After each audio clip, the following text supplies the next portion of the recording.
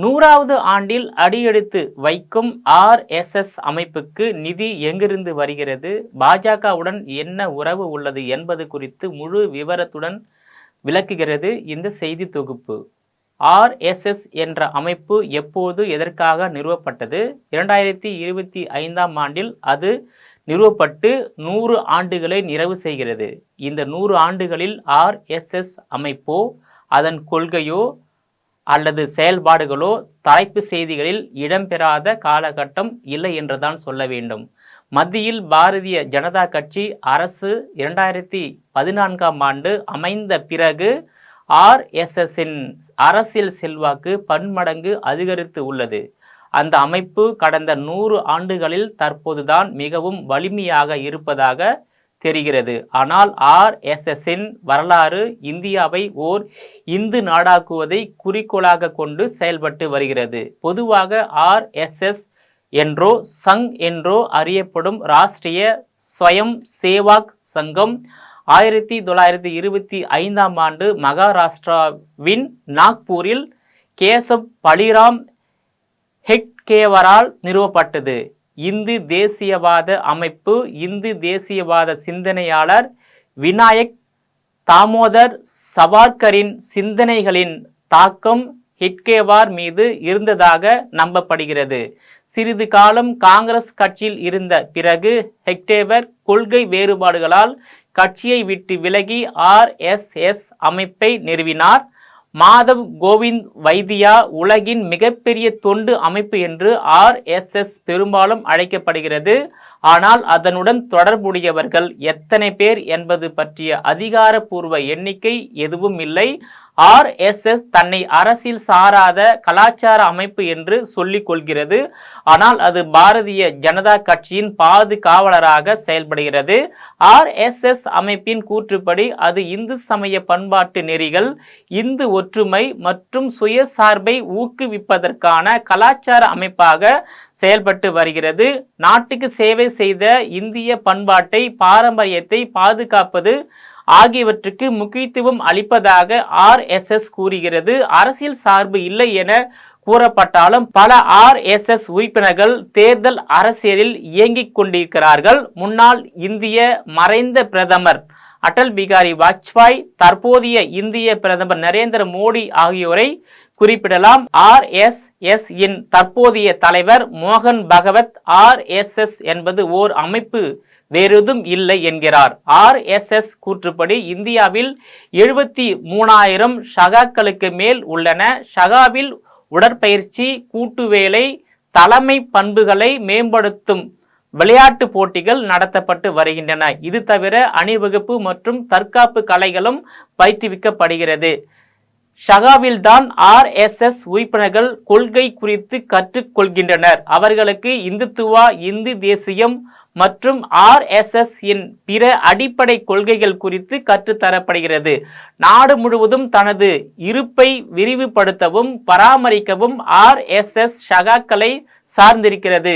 RSS கூற்றுப்படி யார் வேண்டுமானாலும் அவர்களுக்கு அருகில் இருக்கும் ஷகாவை அணுகி ஸ்வயம் சேவாக் உறுப்பினராக ஆக முடியும். பெண்கள் ராஷ்டிரிய ஸ்வயம் சேவாக் சங்கத்தின் உறுப்பினராக முடியாது.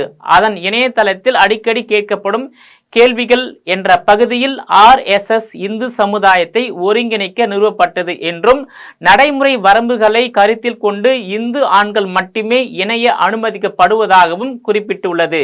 பெண்களுக்கு அதே போன்றதொரு அமைப்பு தேவைப்படும் போது மகாராஷ்டிரா மாநிலம் வார்தாவை சேர்ந்த லட்சுமிபாய் கேல்கர் என்ற சமூக செயற்பாட்டாளர் RSS நிறுவனர் ஹெட்கேவரை தொடர்பு கொண்டார். அவருடன் கலந்துரையாடிய பின்னர் 1936ஆம் ஆண்டு ராஷ்டிர சேவா சமிதியை தொடங்க முடிவு செய்யப்பட்டது. ராஷ்டிர சேவிகா சமிதியின் குறிக்கோளும் தனது குறிக்கோளும் ஒன்றுதான் என்றும், எனவே பெண்கள் அதிலும் சேரலாம் என்றும் கூறுகிறது RSS. ஆனால் அதன் 100வது ஆண்டில் பெண்கள் ஒருங்கிணைப்பு நிகழ்ச்சிகள் மூலம் இந்திய சிந்தனை மற்றும் சமூக மாற்றத்தில் பெண்களின் பங்கேற்பை அதிகரிக்க திட்டமிட்டு இருப்பதாகவும் RSS சொல்கிறது.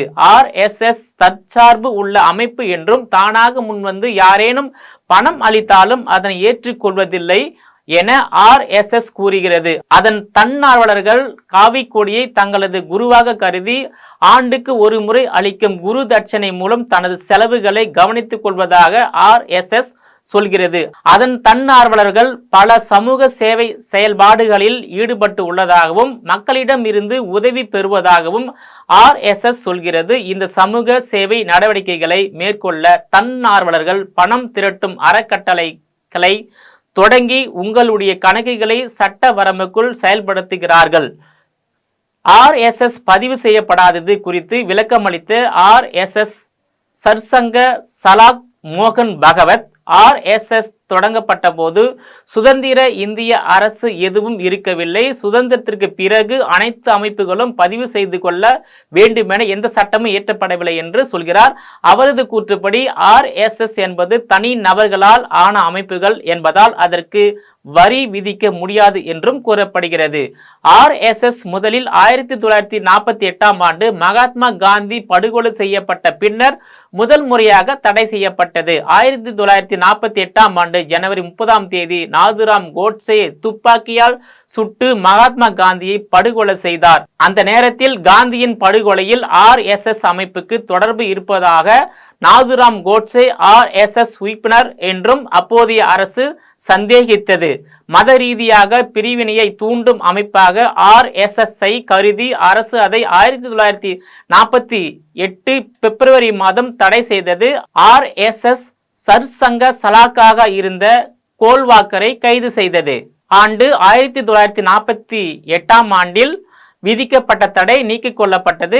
1975ஆம் ஆண்டு பிரதமர் இந்திரா காந்தி நாட்டில் அவசர நிலையை பிரகடனப்படுத்திய போது RSS இரண்டாவது முறையாக தடை செய்யப்பட்டது. அவசர நிலை முடிவுக்கு வந்த பிறகு 1977ஆம் ஆண்டு தடை விலக்கிக் கொள்ளப்பட்டது. கடந்த 1992ஆம் ஆண்டு பாபர் மசூதி இடிக்கப்பட்ட பின்னர் RSS மூன்றாவது முறையாக தடை செய்யப்பட்டது. ஆனால் 1993 ஜூன் மாதத்தில் நீதிபதி பக்ரி ஆணையம் இந்த தடையை நியாயமற்றது என கூறியதை தொடர்ந்து அரசு தடையை நீக்கிக் கொள்ள வேண்டியிருந்தது.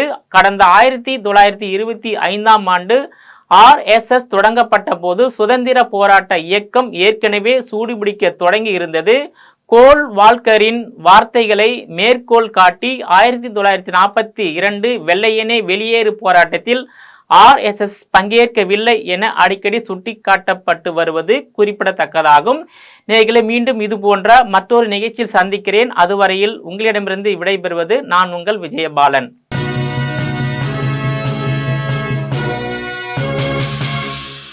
உடனுக்குடன் அப்டேட் தெரிந்து கொள்ள ஜெம் டிவி தமிழ் ஆப்பை இன்ஸ்டால் செய்யவும்.